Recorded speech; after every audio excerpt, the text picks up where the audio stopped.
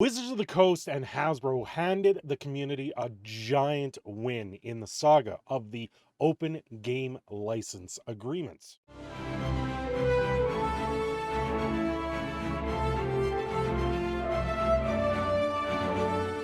There is a lot of details to really go over with this stuff. The open gaming licenses are going to continue to exist for anything before 5th edition, and anything 5th edition and beyond is actually ending up in the Creative Commons license area, meaning you're going to be able to share, use it, do whatever you want, as long as you credit the creators of it in the works. Well, before I get completely into this, do me the favor, like, share, subscribe. I'm going to guess a lot of you haven't heard of who I am. I've done now 20 videos on the OGL situation. So if you guys wanted to look back at that entire playlist, I have built it up so you guys can follow the entire saga from the start to the finish of how I was able to cover it. Also, if you guys can truly help me out, like, share, subscribe. That's the best way you can help grow the channel. Now, on with the rest. So quick call out here to Double Critical Fail. They put together a Star Wars meme for the the OGL getting completely destroyed and utterly gone. It's the whole Star Wars defeating the Empire situation, which is exactly what's been going on here with Hasbro. I think it encapsulates the situation very well. Of course, because it's copyrighted music, I'm not going to play it here. You guys should go watch it. So the results of the survey, what is the OGL, the Creative Commons licensing? We're going to take a quick look at it. Over 15,000 people signed the survey. They filled it out, and it was resounding. Don't change it. Don't do this. This is an absolutely ridiculous idea to come up with it. Like 88% said do not publish under, they won't publish under the new OGL. 90% said change some aspect of their business to accommodate OGL. They would have to. 89 were dissatisfied with the deauthorization of the OGL. 86 were dissatisfied with the virtual tabletop policy, and 62 were satisfied with including the system reference document, which is the 5.1 version, into the Creative Commons, which actually creates this bigger win for the scenario altogether. But you got to stay vigilant on this, because 10 years down the line they're going to revisit this. They've done it over and over again. They did this back when 4th edition came out. They tried to do something similar, and the community said, no, you can't.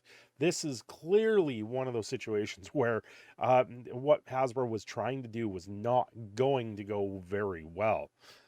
The survey results were clear. You want the OGL 1.0A you want irrevocably use said Creative Commons.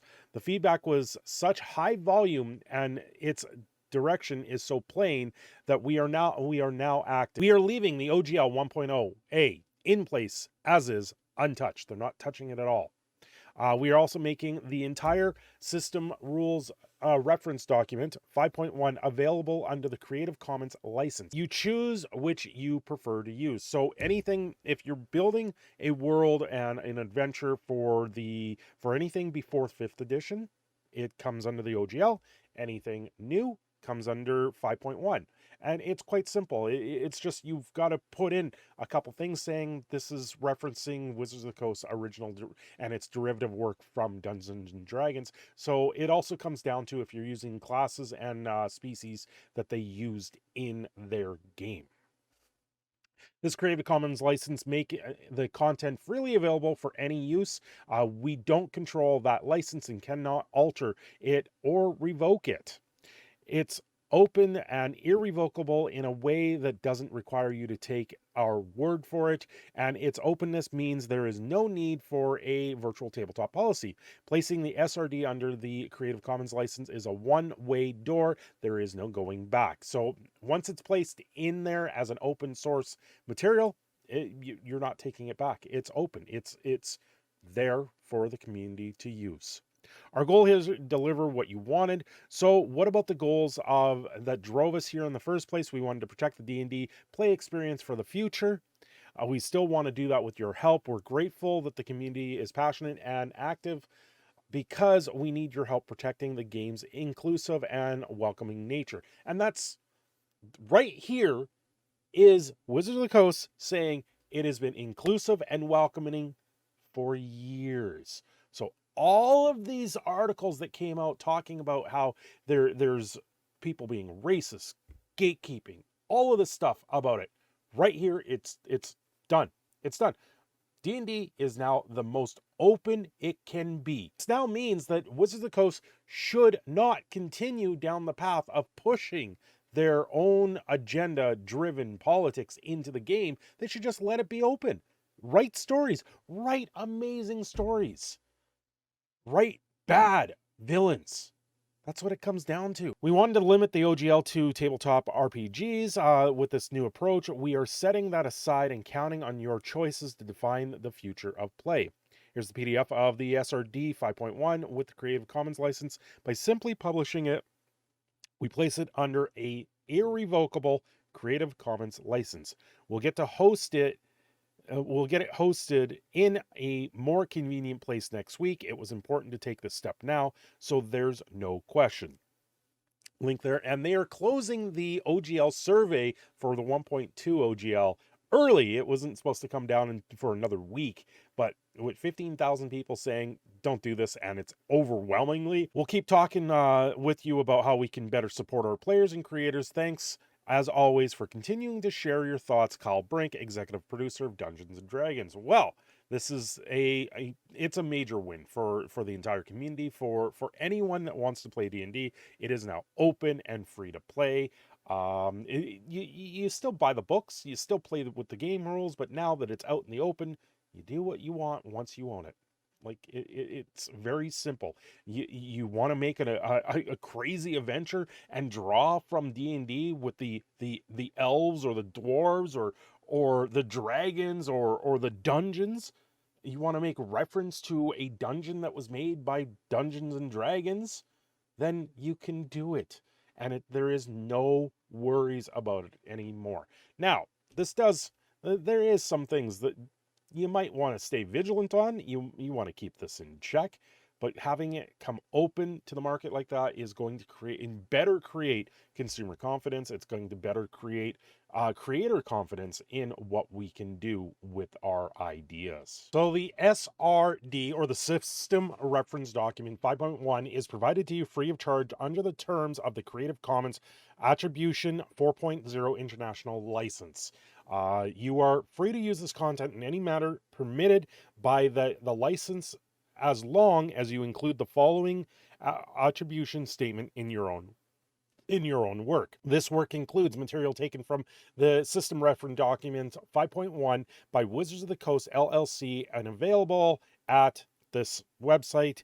The SRD 5.1 is a license under the Creative Commons Attribution 4.0 International License, available here. Please do not include any other attribution regarding Wizards other than the provided above. You may, however, include a statement on your work that it is compatible with 5th edition or 5e compatible. Section 5 of the Creative Commons by 4.0 includes a disclaimer of warranties and limited of liability that limits your liability to you. And it just gives you an idea on what this is. So they come under races with racial traits. Very interesting at this point, considering they're moving away from the term races, but now they can't because it's now in the open market. There's no reason to turn around and say species anymore in it, because they have racial traits, and that's the way it should be. Because the people try to assume that this, because they say race, it becomes into racism. It's not. It's different species, it's different, it's completely different, and yet it's a homogenized sort of fantasy realm, and it's a fantasy realm.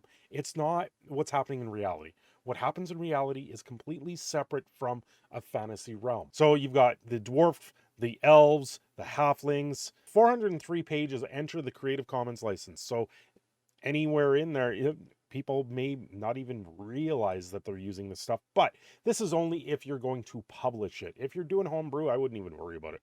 It's not worth worrying about it. So what does the Creative Commons license actually do? The Attribution 4.0 International Creative Commons by 4.0. This is a human readable summary of, and not the substitute for, the license. Disclaimer, this is just an easy breakdown of it. You are free to share, copy, and redistribute the material in any medium or format adapt, remix, transform, and build upon the material for any purpose, even commercially. The licensor cannot revoke these freedoms as long as you follow the license terms.